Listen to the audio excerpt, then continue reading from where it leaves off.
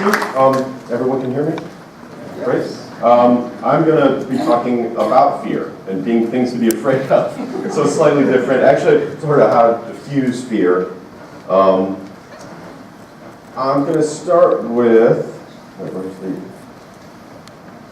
there we go. Okay, so this was my childhood in a suburb of, a very white suburb of Chicago. I don't remember anyone smiling that much, but we did have the TV, watched a lot of TV. So I grew up in a suburb that was extremely homogenous. And I actually have a friend who still lives there, and he was telling me a couple years ago, oh, you know, it's really changed, it's getting a lot more diverse. So I checked the census statistics, and there's a higher percentage of white people in my town that I grew up in than the percentage of Finns in Finland. So really not that diverse. So to me, racial violence, you know, mass riots or lynchings, that was vaguely discussed in my education. I grew up theoretically well-educated, spent my whole life in Chicago up to the age of 18, then went off to college. Never learned about a massive race riot that took place and upended the city of Chicago. Never learned about it. And so as this obsession with trying to figure out what is race and what is American history, I was always very interested in American history. And in college, I went to Africa and spent some time in Kenya, where I learned all the prejudices, the racial prejudices that we have here in the United States, exactly transferred to different tribal groups in Kenya. Exactly. I remember when I first arrived there, I was sent to the border of Uganda, and I was put with a family, an African family, and my father in that family was taking me around the market. And he said to me, look at that black guy over there. You know, if you drop a coin, that guy's going to pick it up and coup you. And I looked over at a sea of black people. I had no idea what he was talking about. But after a few months, I could discern it all. And then I came back to the United States, and I could see all the same prejudices that we have here are applied to countries all over the world. And racial violence is a massive problem. Ethnic divisions, racial and ethnic violence is a constant problem. Look what's happening in the Crimea. So, then I ended up with the Eritrean rebels. I won't go into great detail, but I ended up after college on a fellowship, and I was with rebels in Eritrea, and they had the same ethnic divisions that they were trying to sort out in their battles with the Ethiopians. And it became something that was constantly resurfacing as I got older and older. Then I went into journalism. I never smoked a cigar, but I actually didn't wear that hat either. But I went into journalism, which a lot of people say is, you know, it's a difficult profession. You don't get paid a lot. True, but it's also incredibly awesome. It's a great profession because you have a passport to anywhere. You can go anywhere, and you get to meet all kinds of people. And that's what I loved about it, and I still love about it. And I got to go to the Horn of Africa, where I encountered lots of racial and ethnic division and violence. I went to Bosnia, which is where people were being killed after years and years of socialist government in which there were which religion was frowned upon. People were being killed simply for the suffix of their last name. They looked exactly like everyone else. There were people, I went to Central America, I went to other places, always running into racial violence. History of racial violence constantly reoccurring. Every city where I've worked as a reporter in the United States, New York, Chicago, Detroit, Cincinnati, Atlanta, every one of them, if you study the history of those cities, there is a massive race riot that took place. And there are numerous lynchings that have occurred all over the country. So this really became something I was constantly thinking about. Why has this happened? How does this happen? I remember interviewing people in Sarajevo and just saying, you know, we've lived our whole lives under this socialist government, and we never thought this would ever happen. We never thought these ethnic divisions would bubble up, and they exploded. So, I got the chance in 2006 to go to Harvard. They have a fellowship there for journalists, and you have to write a project as to what you're going to do there. And I decided I'm going to study race riots in American history. And if you do that, pretty quickly you figure out that there's been a major race riot in American history in every decade since the Republic was founded, at least one. And there are numerous lynchings that no one will ever even know about because they were, but there's tons that we do know about, thousands. And as I was doing my research, I very quickly focused on 1919, which was the largest the spate of anti-black riots that ever took place in this country. It was a very frenetic and scary time in American history. You had, it was right after World War I, the economy was collapsing, there were diseases all over the place, there was fear of communism, anarchy, and racial tensions exploded. This is a cartoon from that period. You can see the world there, pulling the blanket up while all these terrible things are happening around them. It's not unlike today, frankly, where there's constant tensions, and then the racial divisions that people don't really notice day to day suddenly rip open. And in the riots that I was studying, whether it was during this period or earlier or after, invariably the government officials would say after it occurred, "I can't believe it, everybody was getting along, I don't understand this, how did it happen?"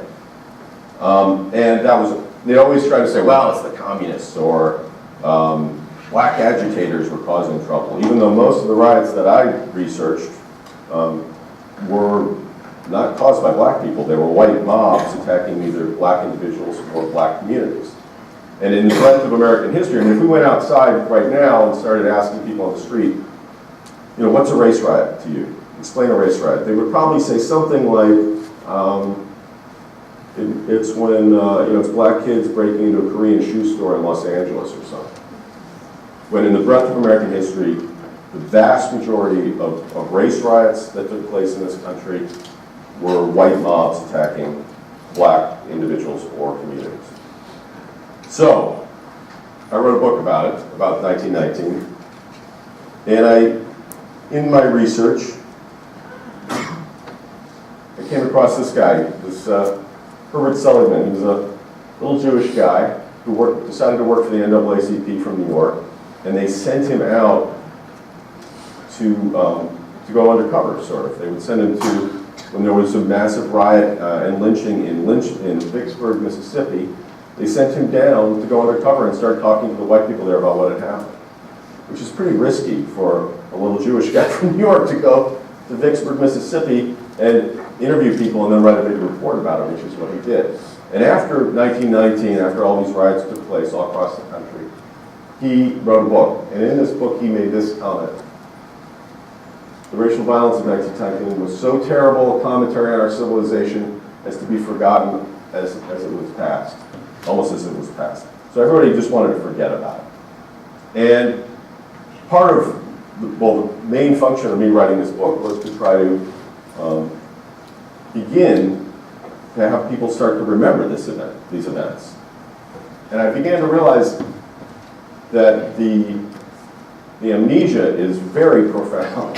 People don't want to remember that this ever occurred. And they don't want to remember that racial violence occurs. As soon as it's over, people just want to move on and never look back at it again. And these were major events at the time. You had, the country was terrified. And this isn't, I'm focusing on 1919, but again, these events were happening all over the country pretty regularly. These were just the incidents, these are the major incidents that occurred in 1919.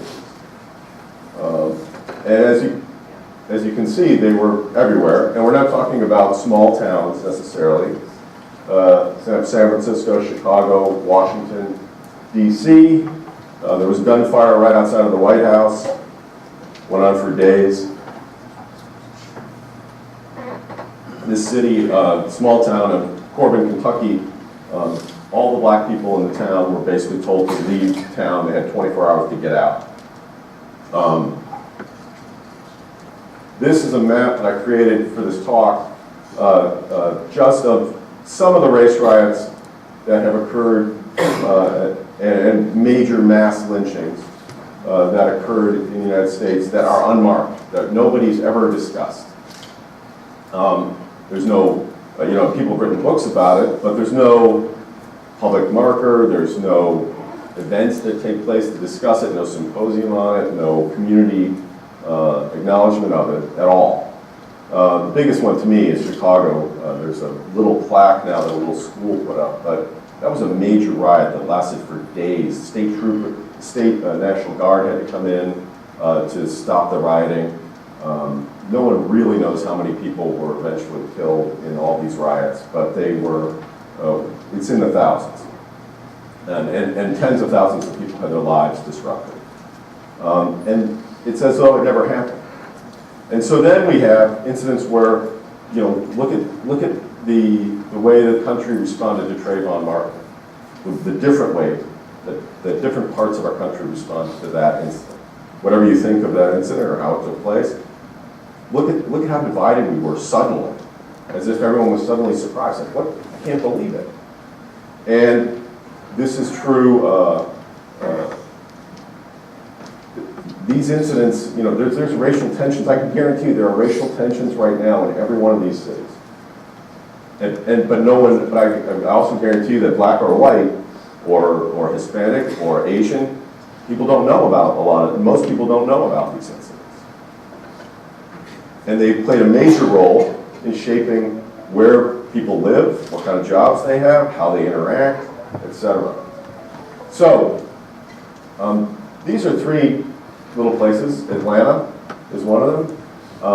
Hamburg, South Carolina, Wilmington, North Carolina, where people have started to do some work to rehabilitate, to reconcile these events and discuss them openly, and even put up some markers to acknowledge that they took place. So I thought I'd discuss some of them.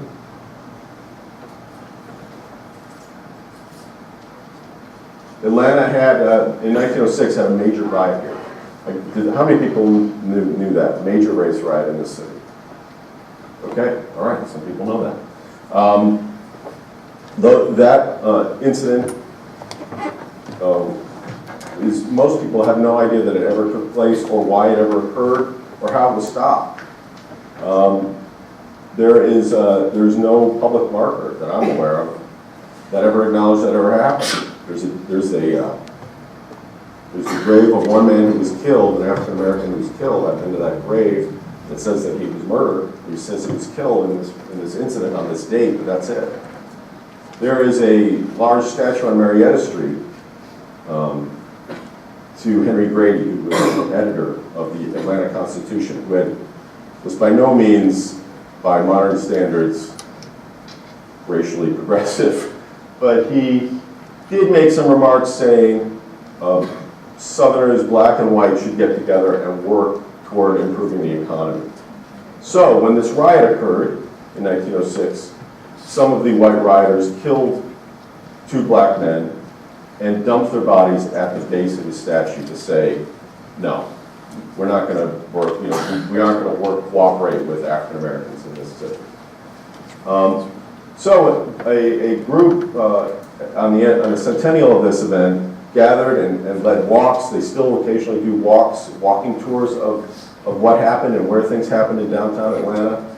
They held symposia about what happened. There's still no markers acknowledging where things took place, but there was an effort here that I think was helpful to acknowledge that it happened. I mentioned the school. This is a very small plaque. And after I wrote my book, the school teacher who helped organize it in Chicago came and he sent me an email and we talked about him putting this plaque up, and the difficulty he had getting the Chicago Park District to even let him put it on a little rock next to the lake near where the race riot in Chicago started. It started when in 1919 when some black young men, teenagers, drifted. They were on a little buoy and they drifted into what was a de facto segregated white beach. And a white man threw a stone, hit one of the black boys, and he drowned. And when they found his body and pulled it up, the riot started. And went on for at least 5 days. But this is the only acknowledgement that ever took place in the city of Chicago. This is an interesting story. This is where I'll wind up. So I start my book in Carswell Grove, at Carswell Grove Baptist Church in Jenkins County, Georgia. Anybody ever been to Jenkins County? I'm guessing no. It's pretty remote, pretty rural, south of Augusta. This is the church that was built on the ashes of a destroyed church when the white mob in the county rioted in 1919 after there was a shooting incident. And they burned the church, they killed several African Americans, they rampaged around the county. And so it sort of started this period of violence, so I began the book with this incident. And when I was researching this book, no one would talk to me about it. I had real trouble finding anybody who would even remotely acknowledge that it happened. They were afraid of it to this day to discuss it.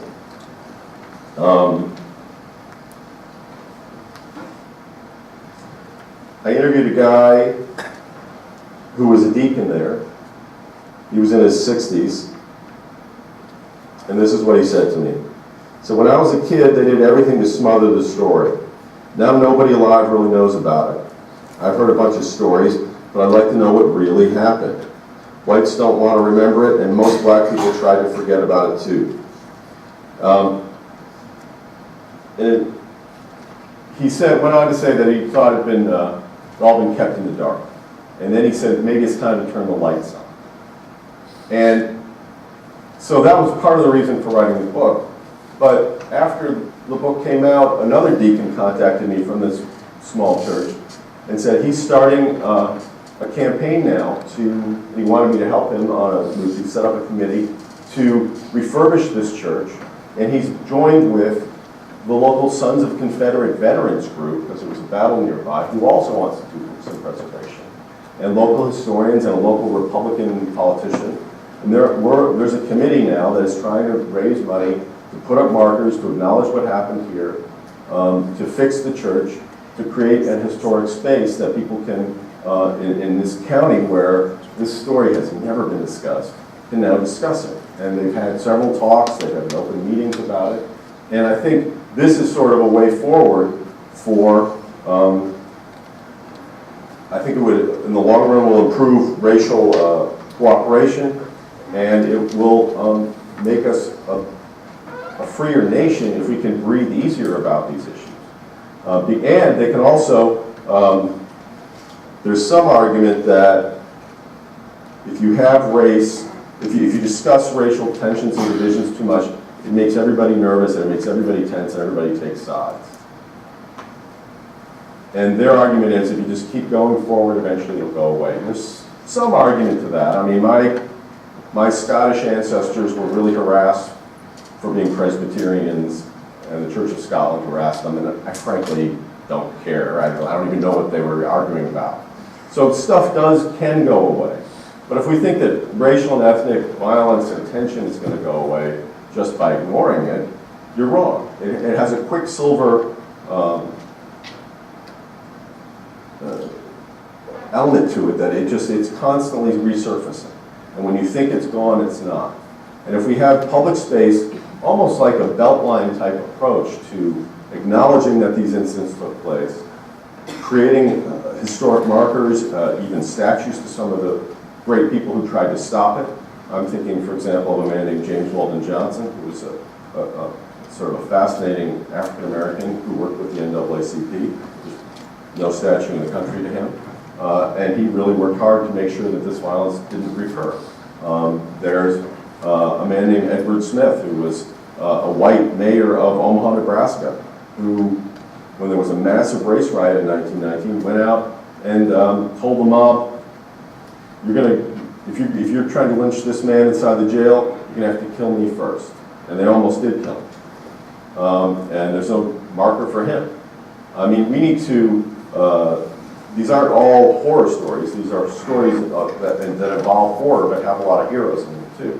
But the closer we come to acknowledging it and to adding it, to including it into our historic space, the better off I think we'll be as a nation.